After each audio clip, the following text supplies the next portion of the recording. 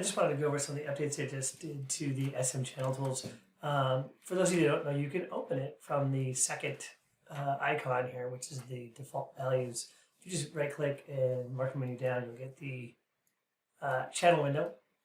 As you see, it's 8.5. And I've added a bunch of stuff. I can't honestly remember all the stuff I've added, so I'm just going to go over some of the highlights right now. Probably a big one is that I now have a chat added to the channels menu, the add, float, boolean, int, and proxy. And maybe I'll start the proxy one real quick just to show you what that does. So if I have a channel over here, actually doesn't even matter. Let's just take another object, bring it back, and I'll bring a couple of these guys. Oops, didn't smart. There we go. And what I'm going to do is add a proxy channel to all of these. So I'm going to grab, say, like translate Y. And the proxy, I'll just call it like bboo. I don't know, I can't think of anything right now. And I'll do like negative 100, 100, and I'll go channels, add proxy channels. So now what's cool is you notice that these bboos, that's a terrible name, all have values on them, and that's because they're all linked as what's called a reference or a proxy adder. So if I move this object here, you'll see that all these channels, if I can select them, will reflect that there. And they, in turn, also affect that. So you can do that with any channels. If you look at it in the channel box,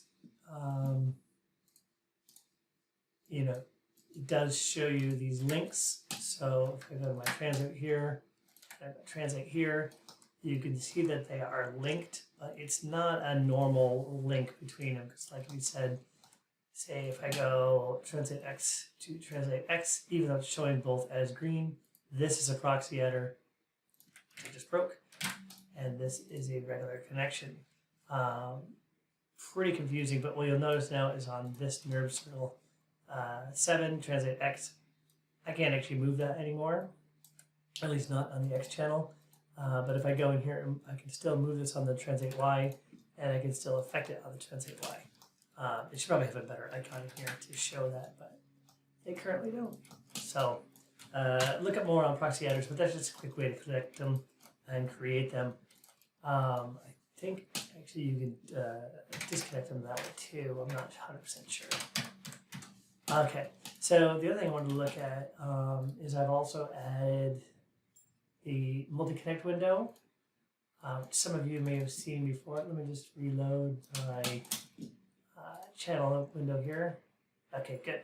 Because there was something that wasn't showing, but I'll show you that in a second. So one of the things that's kind of cool that you can do here is if I load some items in, and you want to be careful about the loading order. So what I'm going to do this time is I'll do, let's do a selection from, let's say, front to back. And I'll do selection front to back as well. So now I have in the right order, so it's like boom, boom, boom. And what I can do is say select like translate Y and go into special connections. I have one called list A to list B. Now this has been around, but I just did some tweaks to it to make it work a little bit better. And now you see you've actually connected all of those guys at the same time, which is cool if you wanted to do something like that. I also have one there called Quick SDK and Quick sinWave, which I actually think are kind of cool. Let's see, we'll do it in the Z axis. So, another thing too is if you select 2 items and then you open up the window, it automatically loads them in based on your selection. So if I select, say, a bunch of items and I select the multi-collect window, it'll add everything except for the first one to the second items there. And let's try translate Y, and do in Quick SDK. And what that's going to actually do is create a relationship between these guys with a set-driven key. This actually gives me the opportunity to show you another thing I've added, which is the Adder Connections window. So if I run the Adder Connections window, what it'll do is show you, based on your selection, what the connections are. So this actually has a time to unit connection. It'll select that. And if I graph it, you can see what I've done here is I now have a set-driven key in between my cube object and my sphere object, right? I'll lower this so you can see what I got. There's the cube, there's the curve, and here is the sphere. if I look at this in the graph editor, too many windows at once. There we go. It's a very simple one-to-one relationship. If I turn on infinity, let's try it again. If I turn on infinity, there you go. You can see that it goes forever, and I can change that and add keys and all that sort of stuff. Along those lines, let's take these and break that. I also added, I'll do translate Y again, a quick sine wave. And what that's just going to do is add a little sine wave curve instead. So if I run, you know what, I'm going to make that to auto run so I may have to change that so it ignores those guys. Anyway, here's my sine wave. I'll open up my graph editor here. And you can see I just have a curve that looks like that, and you can edit it and things like that. You know, however you like. Incidentally, one of the things, I don't know if you guys know this, I'm sure you do.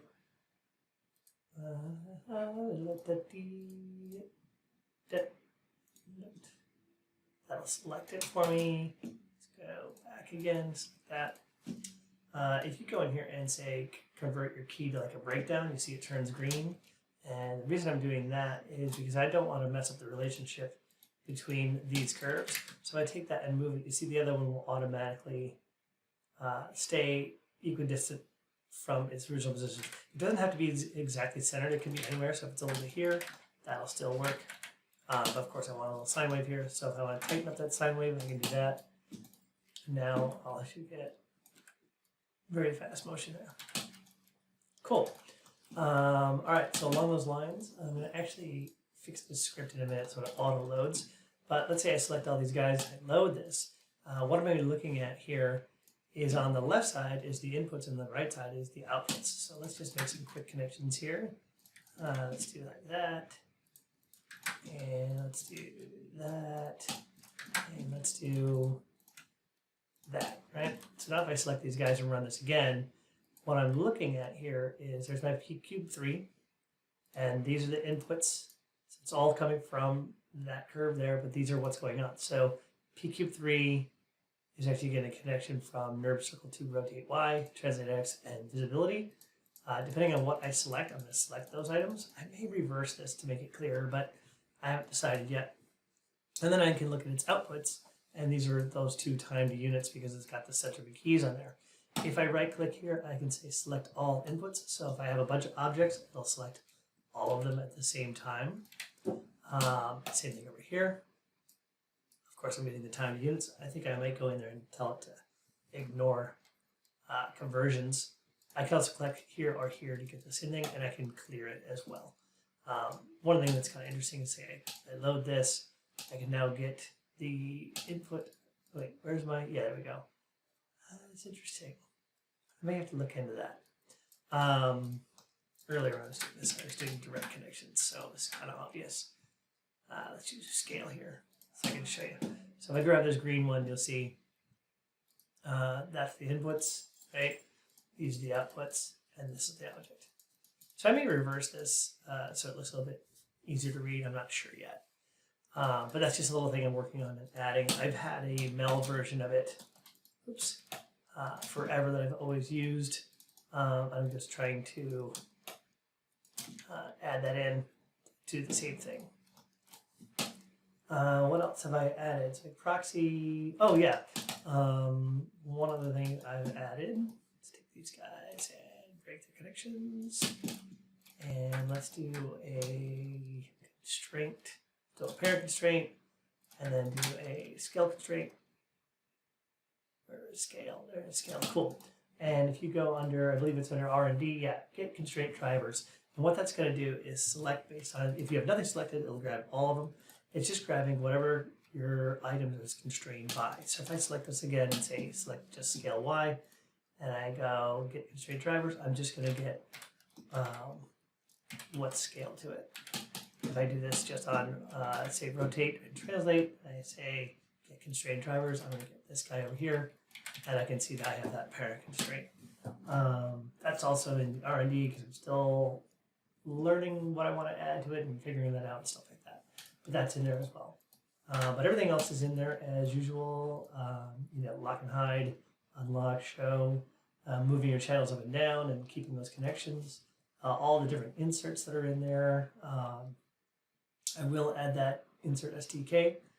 I'll probably add the insert sinWave on the next one. Conversions still there. I haven't done the enum or changing limits just yet. And everything else is, this is kind of a fun one. We haven't used this before. Let's say I have 2 objects here. And on this one, let's do just a quick multi-channel. So I have 5 things called super.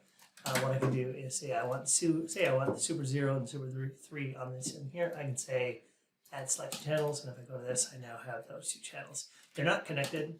It's just matching channels and adding the same channels. So I'll use that a lot for blend shapes, things like that. If I want to grab a bunch of channels off of a blend shape and put it onto a controller object, I'll use that. So I think that's all the additions. I'll upload that sometime today. And if you have any questions or suggestions or things you think might be cool to add, let me know.